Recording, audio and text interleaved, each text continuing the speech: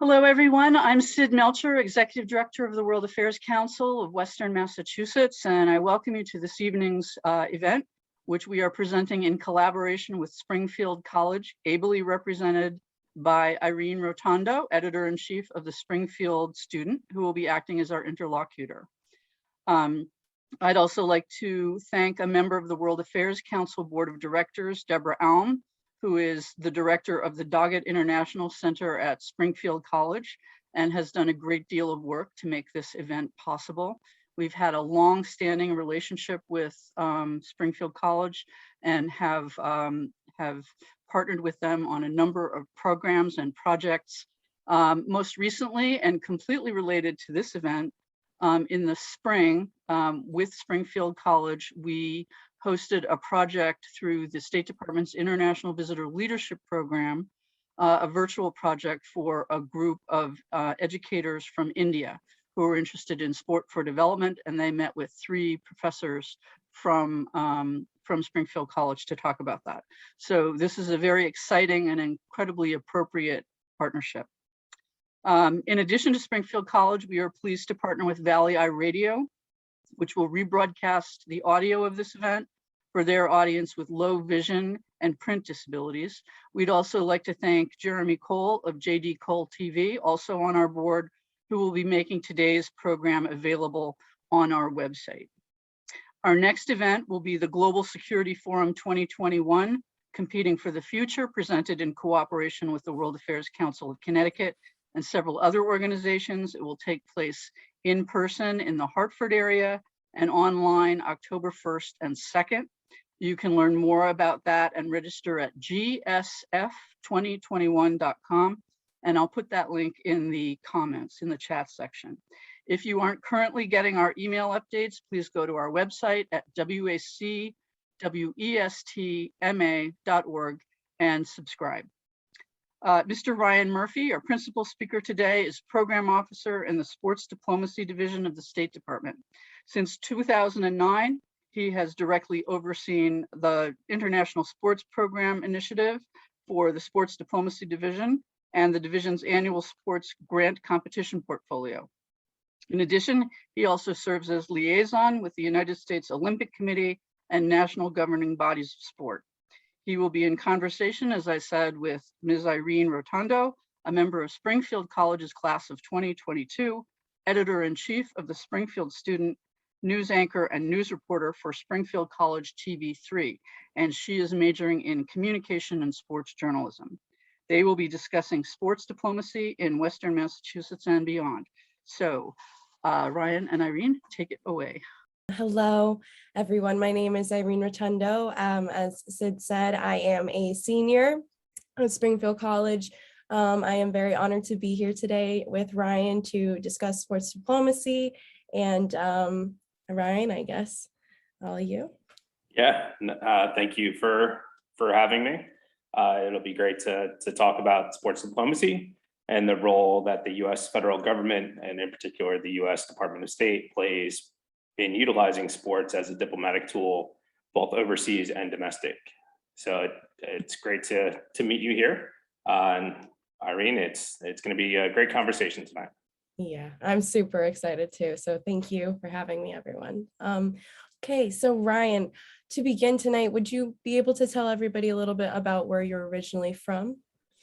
Yeah, so I'm actually originally from New Jersey, so born and raised there up through high school. And then I ended up going to school, my undergraduate in Westchester, Pennsylvania. And so lived in Pennsylvania for a few years and then lived overseas in England while I was doing a dual master's, and then have been in the DC kind of metro area for, I guess, about the last 18 or so years. But actually right out of high school, I was recruited, or I was looking for places to go to college. And Springfield College was actually one of the schools that I did research and visited, was recruited to play football there, but ended up trying to stay a little bit closer to home and decided to go to school in Pennsylvania. So it's great that Springfield College can be involved in this program. Yeah, we're a little bit in your history there, huh? Absolutely. Okay. And can you tell me a little bit about your role within the Department of State as a program officer with your division? Yeah, so I mainly, as Sid said, I mainly oversee our International Sports Programming Initiative. And our ISP program, as we call it, is really our opportunity for US-based nonprofit organizations and universities to be involved in sports diplomacy programs. We give grant funding and have cooperative agreements with a number of different NGOs and universities scattered across the US who help us implement two-way exchange programs. So underneath the ISP program, we not only send Americans overseas to work with underserved, underprivileged communities overseas in relation with the US Embassy and US Consulate in those countries, but we also work to recruit both youth, athletes, coaches, administrators to travel to the US, depending on where our partner organization is or their partner organization. They will come to the US and really see the US through the lens of sports. So that is my main role. And then there's, as Sid alluded to, I'm one of a few that actually is a direct liaison with the US Olympic and Paralympic Committee, national governing bodies of sport, as well as the US-based leagues and federations. So we recruit athletes and coaches to travel overseas as sports envoys for us. So that it's part of that role, but also helping out with a number of different national governing bodies or the US Olympic and Paralympic Committee when they have any visa issues or other domestic issues that come up that are within the kind of purview of the US Department of State. Wow, it sounds like you have a much wider reach than I guess the name sports diplomacy would suggest, but that's really interesting that the professional athletes too and Olympians, that's incredible. Yes, yeah, we've been busy, obviously, with the delayed Tokyo Olympic Games. We've been involved in that, and then what is it, about 5 or 6 months from now, we'll have the Beijing Winter Olympics. So we've been wrapped up in that as well. Awesome. That's exciting. I hope that it'll work out this time. But how did the sports diplomacy division even come into existence? It's a relatively new kind of part of the government, isn't it? New-ish, so to speak. So the office as it is now has been around since 2002. And really the office was created as a Muslim outreach tool after 9/11 here in the United States. And it was really a way for the US government to engage with Muslim communities around the globe and domestically here in the US. We've since expanded to all areas of the globe. We do programming in almost every country around the world, a number of different sports. So it's definitely evolved. The US federal government has utilized sports as a diplomatic tool for a number of years.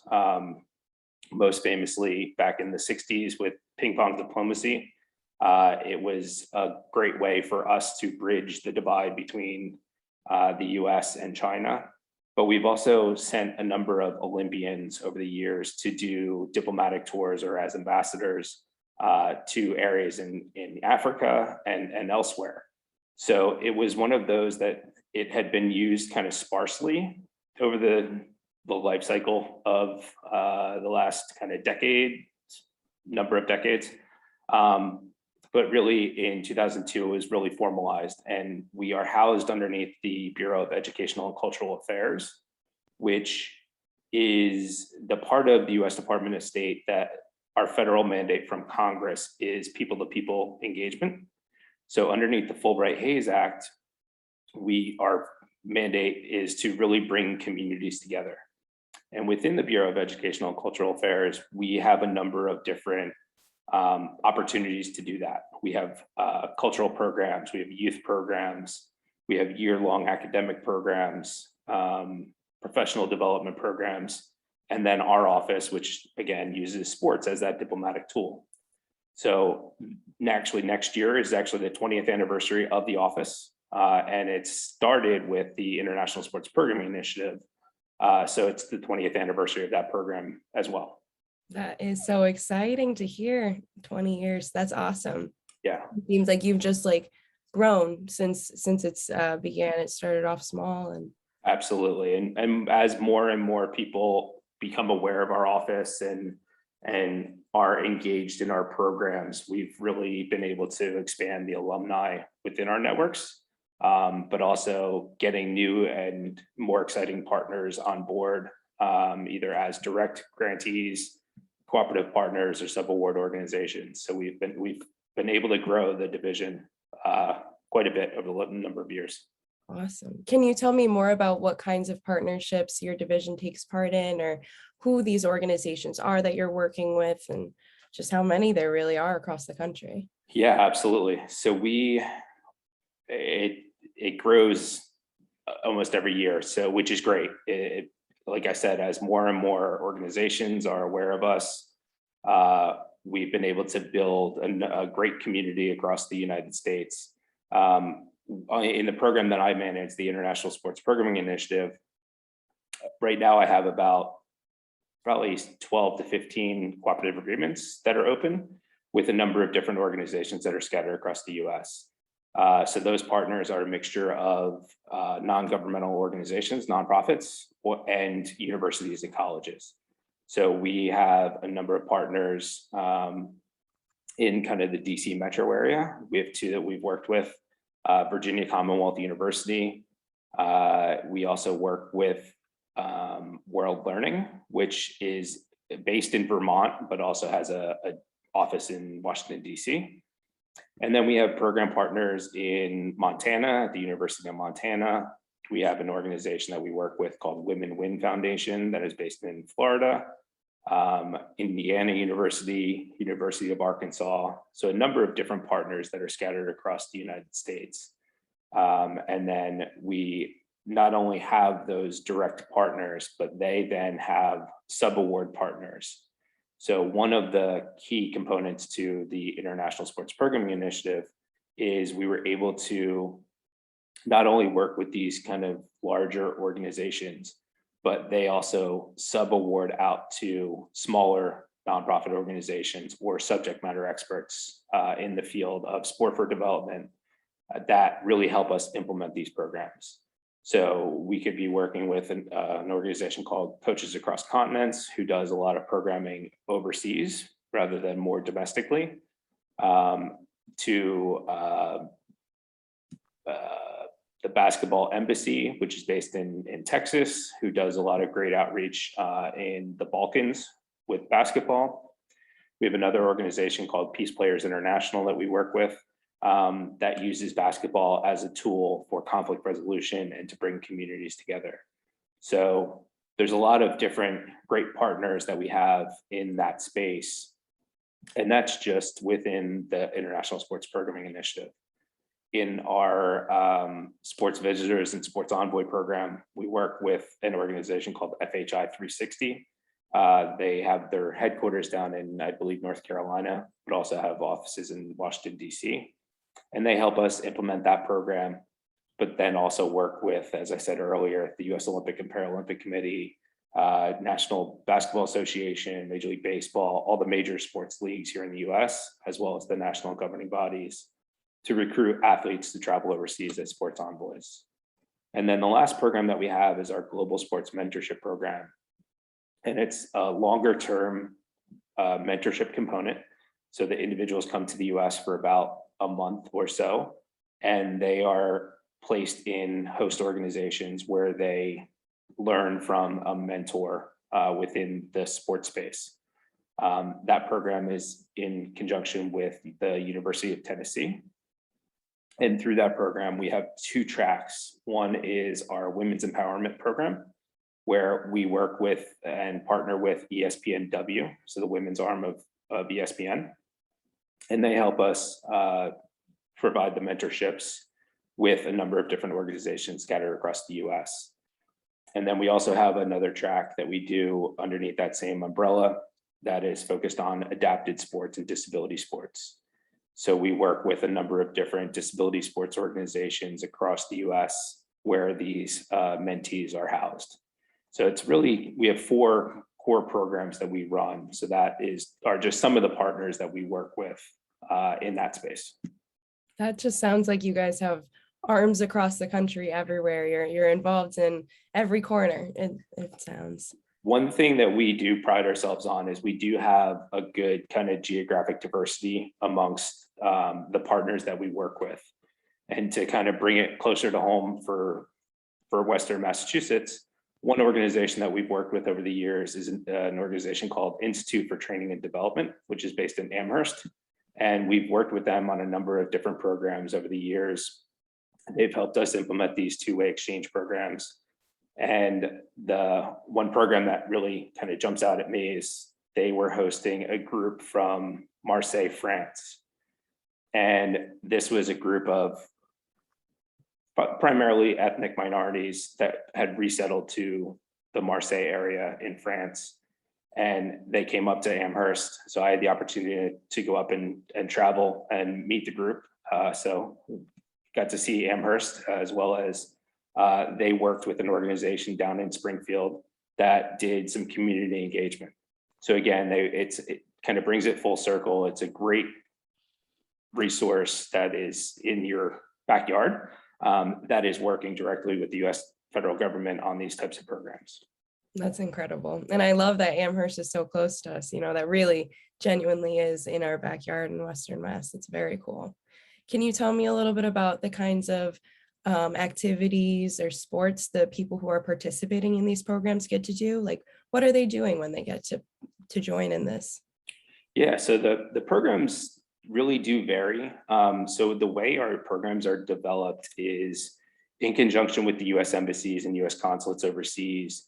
They help us identify what sport is going to resonate best with the citizens of that country. But they also help us identify what the foreign policy goal is or the objectives of the program are. All of our programs tie back to a foreign policy goal of the US government, of the US Department of State. So we could be working on gender equity in sports, adapted sports, disability sports. We've done climate change programs. We've done a number of different programs that are relevant to a foreign policy goal that's related to the US government. So once we identify the sport and the theme, we work with our partners to really build out the program and identify the program.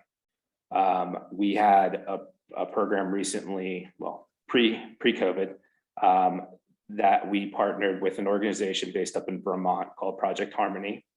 And they put together a program, a two-way exchange with Kazakhstan. And that program was focused on gender equity. They ended up, the embassy in Kazakhstan wanted us to focus on women's ice hockey. So it was a fledgling sport in Kazakhstan. They were trying to develop a league there. So we ended up working with an NGO on the ground in Kazakhstan to recruit female players and coaches that would travel to Vermont for that program. So that group ended up coming to Vermont, but also to Boston. So they had the opportunity to go to a Boston Bruins game.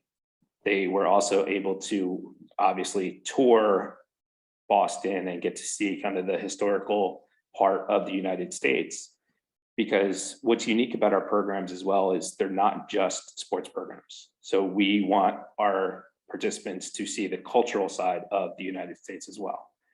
So that could be through touring these historic sites. It could be through homestays.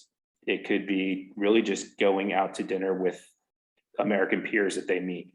So there's a lot of different ways that they interact with Americans. And that's really the main goal of the program. So this group from Kazakhstan came and they ended up working with a female ice hockey player who played for the University of Vermont. She also played on the US women's national team who won the Olympic gold medal in Pyeongchang.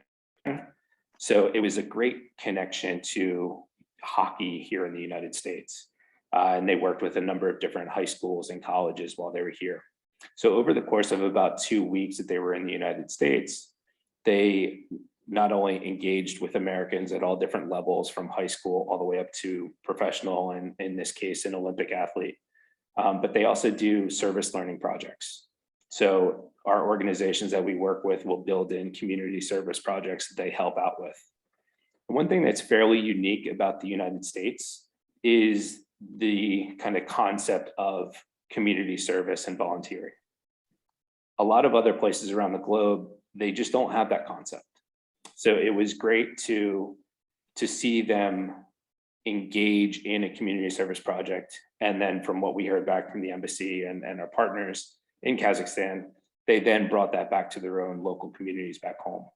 So it's sharing kind of a piece of what is unique to the United States and what is really a core value for us here in the US. So they will ultimately see all aspects of sports here in the US, how it's tied to the educational structure. So most other countries, you don't compete for your school team. You will compete for a club team, which is disassociated with a school or a university. So in the US, you have to maintain a grade point average, as you know, to play sports throughout high school and college. Overseas, it's not typically like that. We also talk about some of the federal legislations that have impacted sports here in the US. So Title IX in gender equity has been a key legislation that has increased the participation of women and girls in sports.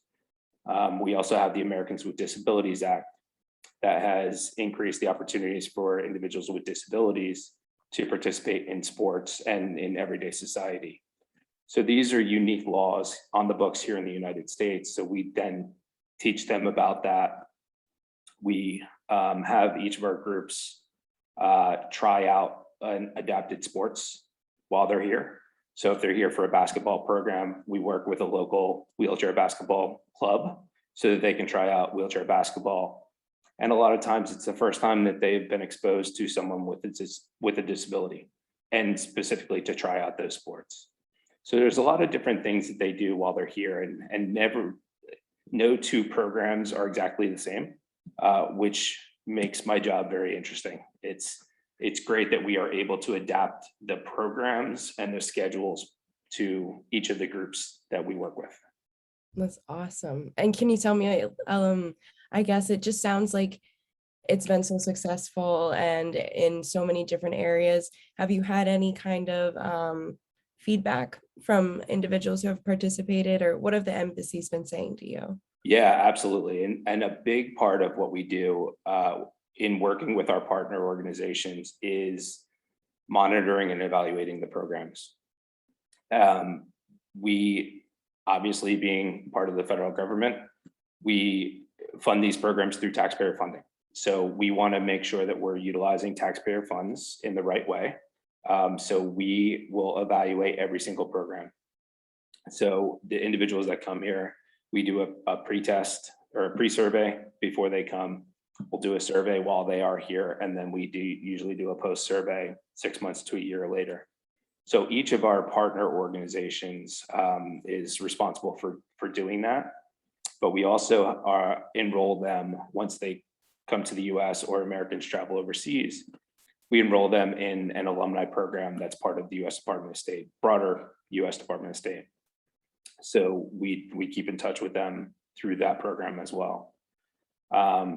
So we do know kind of the efficiencies of our programs, and we learn how to better them, not only during the programs, but also long-term. And a lot of the feedback that we receive from the US embassies and US consulates, as well as ambassadors and others overseas, is that sports programs and sports diplomacy programs specifically enable the US embassy staff to engage audiences that we don't normally have access to. Being the US federal government, we aren't always the most favorite people in some countries, but utilizing sports is a way to really bring communities together. You don't have to speak the same language to play a sport. You don't have to have the same kind of background or concepts. You don't have to be the same religion. None of that factors into sports. So once you roll out a ball onto a soccer pitch or bring out a basketball on a basketball court, all of that strips away. So the government nature is not part of this. It's really just kids being kids and wanting to play sports, or adults being adults and wanting to coach sports. So we've had a lot of great successes globally through our sports programs. And through all of our programs, we don't have an English language requirement. So a lot of programs that are funded by the US federal government, you have to speak English, you have to have an advanced degree to come study in the US. These are slightly different, and we're able to engage communities that don't have access to those resources.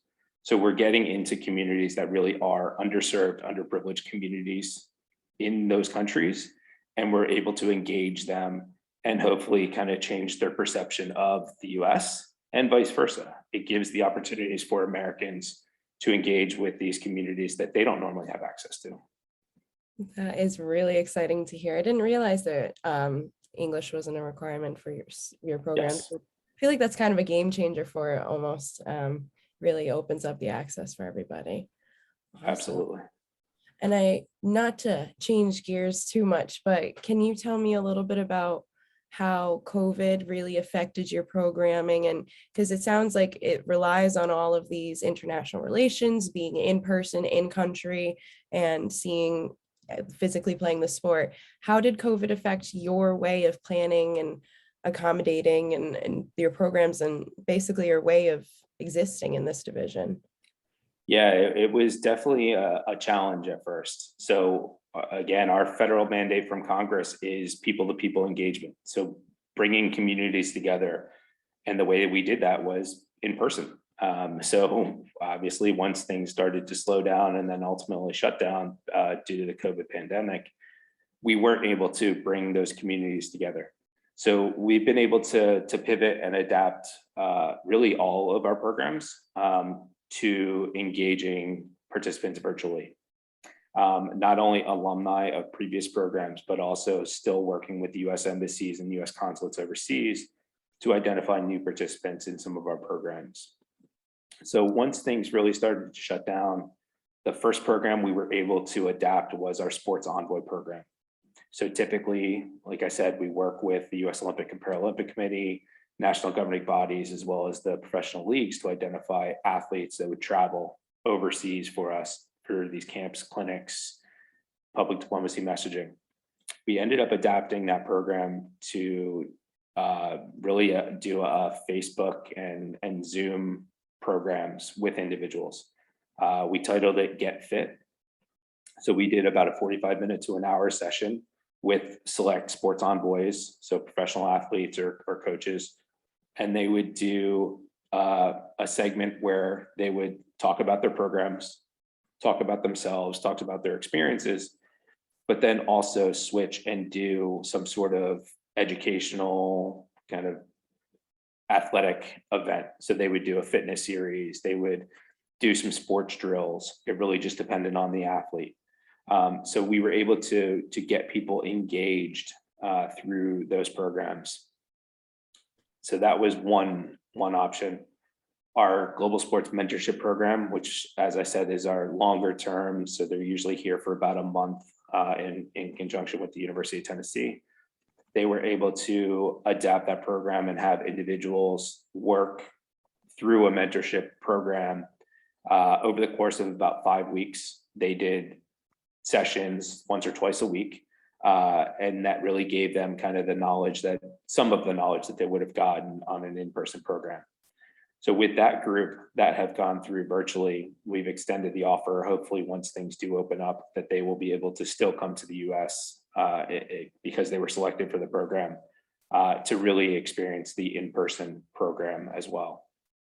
So our sports visitor program, as well as our international sports programming initiative, did something very similar. We were able to build out different kind of multi-week programs for a lot of our alumni and just the general public. One of our organizations, World Learning, has been doing kind of a webinar every 2 to 3 weeks, monthly at least, on a different topic that is related to sports diplomacy and sport for development. So they did one with female sports journalists. So you might want to check out that one.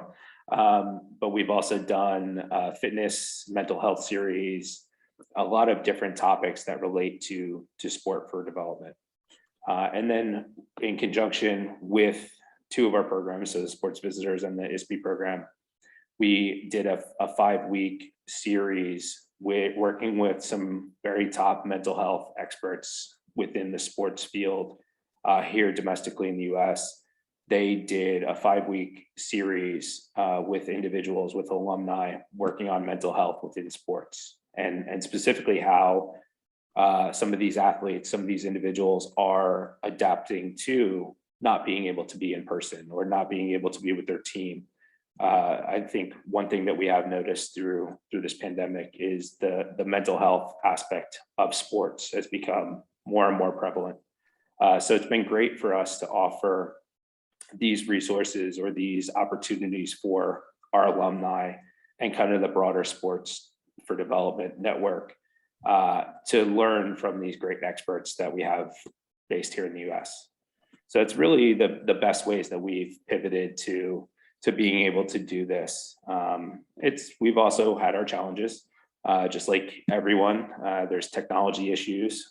I remember early on in the pandemic trying to get Zoom to link to Facebook and all of the different things. And every time you tried it, it was always some sort of technical snafu, but we were able to really iron out the kinks. And here we are now doing a virtual webinar based on sports diplomacy. So it's amazing how far things have come in the last year and a half.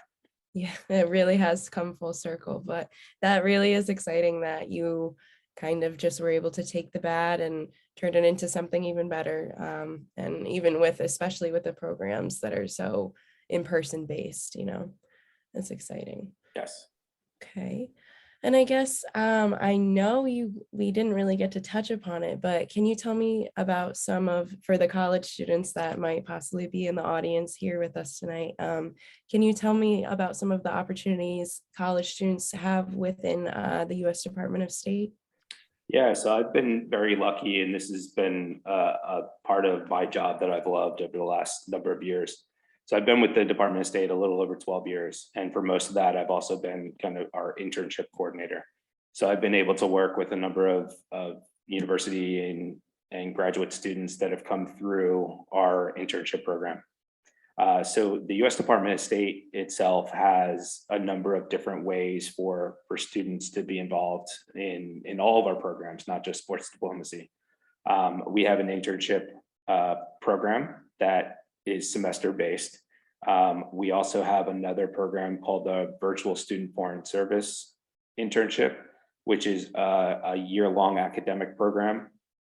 So we'll bring on individuals that will help us throughout the academic year. So it's obviously spanning at least 2 semesters. So that's another opportunity. But then we also have a number of different fellowships that the US federal government and the US Department of State offer. And we can share a link in the chat to a number of those programs, and they're all housed on the US Department of State website. So state.gov is our website, our main website, and there's a section on there for students. So obviously we want to encourage students to get involved in public service. So working for the federal government.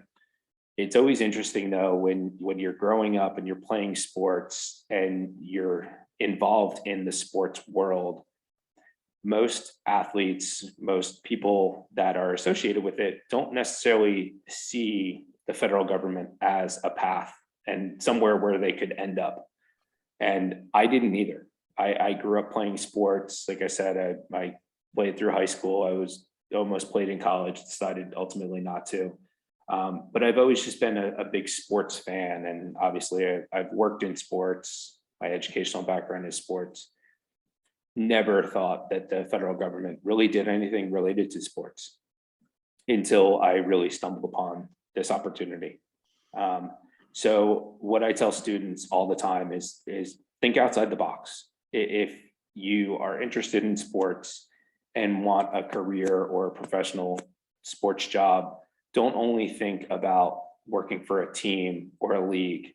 There's a lot of other ways and a lot of other passions that are out there for individuals to explore. You yourself, obviously journalism, it's a big part of what you do. So there's a huge opportunity out there for sports journalists. Now, obviously, there's different bloggers. There's different other ways that you can utilize sports in that field, in the digital space. There's also a number of different sport for development organizations that are using sports, not only as a diplomatic tool, but for a variety of different methods.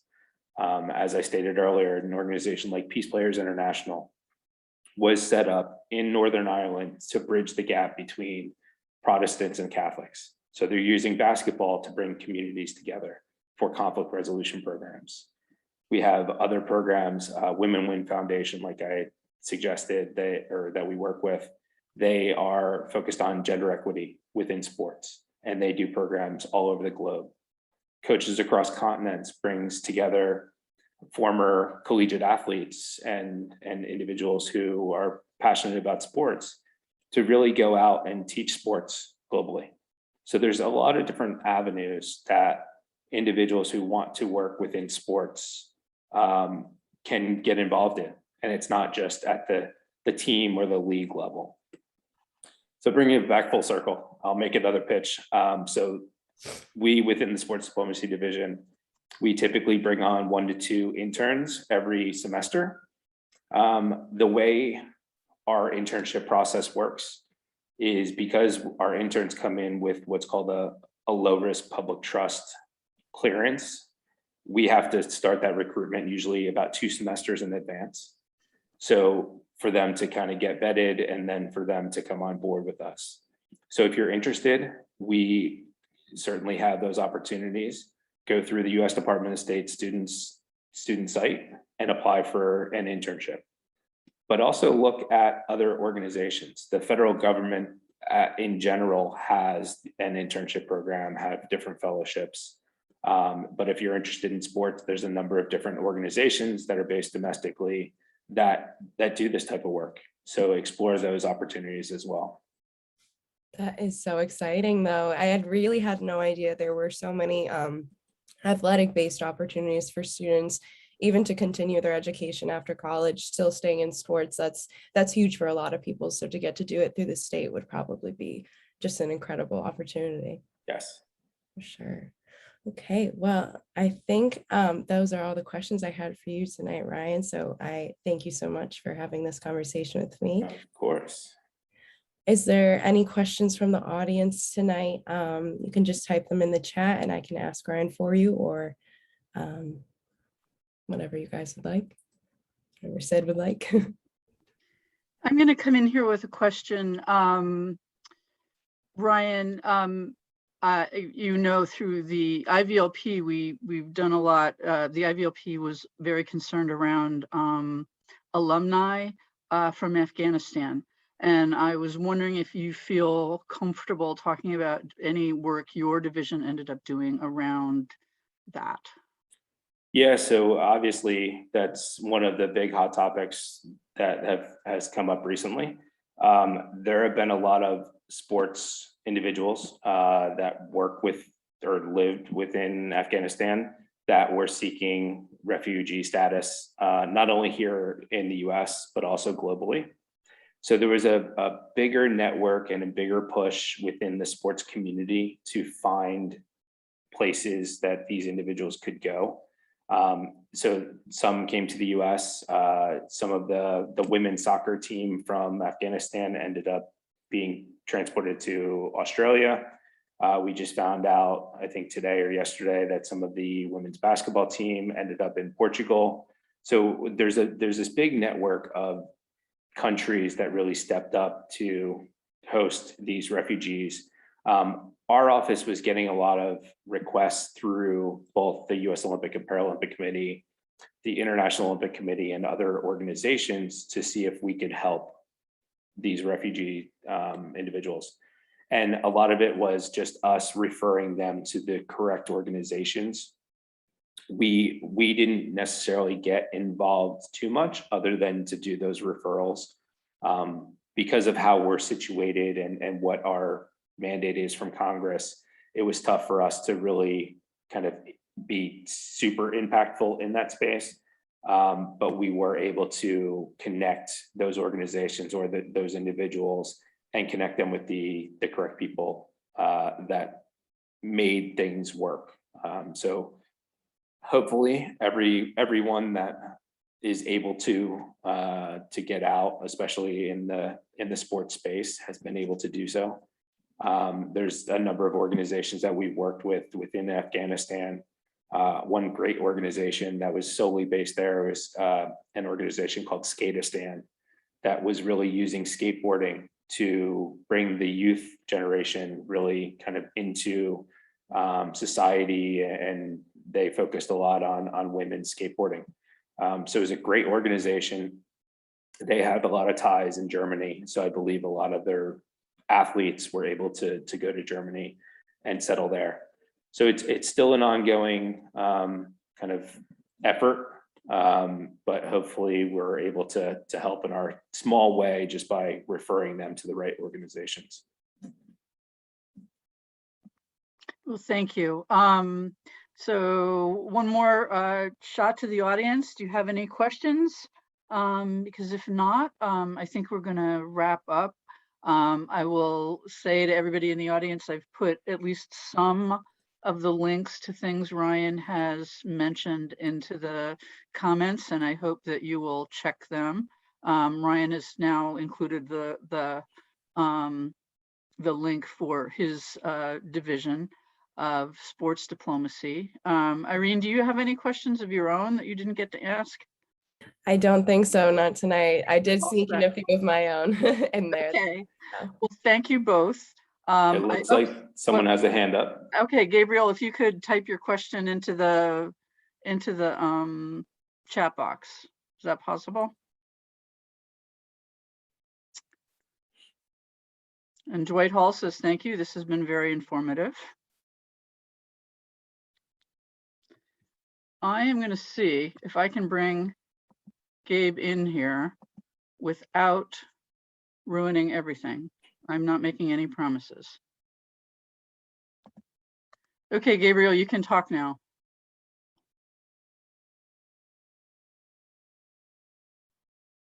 Okay. Mr. Murphy, how you doing? I'm doing well. How are you? Thank you for coming. I didn't even know this exists. This is wonderful. Well, my name is Gabriel Marqua. I came to the United States at age 12. I was drafted by Green Bay Packers in 1992, draft class. And I found this topic very interesting. Clearly, I'm a big sports fan. I'm also clearly I was born overseas, and I speak the language and know the culture. So my question is, how can someone like me play a role in this process? Yeah, absolutely. So first and foremost, what country are you from? Nigeria. Perfect. So actually, Nigeria is one of those countries. Obviously, it has a pretty big American football population and alumni. So football, American football, not soccer. Absolutely. Yes, American football. So the embassy has a lot of connections to some local organizations. So if you ever do go back to visit family or for vacation or anything like that, I would say definitely link up with the US Embassy or US Consulate, depending on where you're going back to. And they would welcome the opportunity for you to then engage some of the connections that they have made in the American sports space or American football space there. But also domestically, we have a number of different programs, again, through our Sports Envoy program. I'm assuming since you played for the Green Bay Packers, you're part of the NFL Players Association. Yes. So we work closely with the NFL Players Association and the NFL to recruit athletes like yourself to really not only work domestically here in the US, but also to travel overseas. So shoot me an email and I can put my email in the chat here for anyone that has any further questions. But it'd be great to connect a little bit more and see what opportunities are available. Awesome. Thank you very much. Of course. Thank you. Any other questions?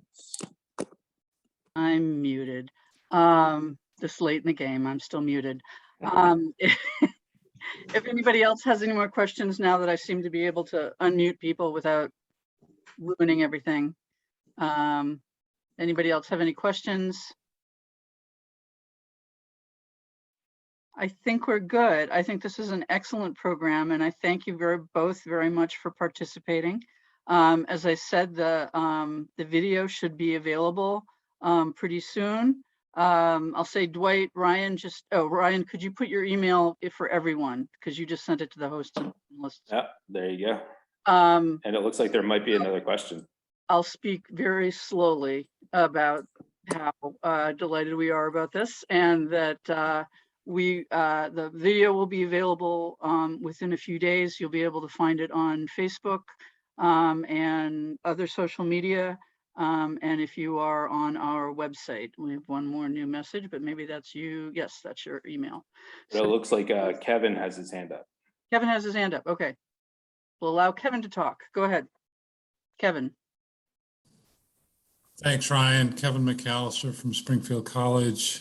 Great chatting with you the other day. When you mentioned the internships for students, what are some of those things that you're looking for, that people are looking for, special skills, special traits that students should be thinking about when they're applying to positions like this, so that we can, try to give them a little advantage to trying to get into those positions? Yeah, so for us, I mean, one of the things that we are looking for, since we are sports diplomacy, is our athletes. And it doesn't need to be a collegiate athlete. You don't need to be currently playing a sport. But for us, what we see are the values within sports. You learn how to work as a team. You have certain core attributes that we look for in all of our interns. So we definitely find that athletes kind of exude those. So, but it could be someone who played soccer at the age of 8. You still learn those different developmental attributes throughout life. But we also look for someone who is also, being the US Department of State, someone who's had the opportunity to potentially travel overseas, or has a passion for other cultures or other dynamics. So those are really the main things that we're looking for. And within the application process, the narrative, the personal narratives that you put together in applying to us, really talk about those things, really share your story. And those are the ones that we really like to see come across our desk. So you don't have to necessarily be a sports management major, or you certainly don't need to be the captain of your collegiate team, but we like to see sports on your resume. And we also like the international kind of aspect of things, whether it's a passion or your experiences.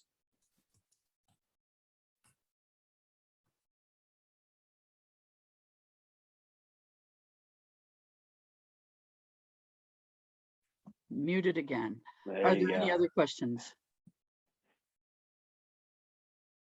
Okay, so I'm now going to thank you again for a great program, and thanks to both of you, and thank you to our audience. And again, I hope you'll participate in our other programs coming up this year. Thank you.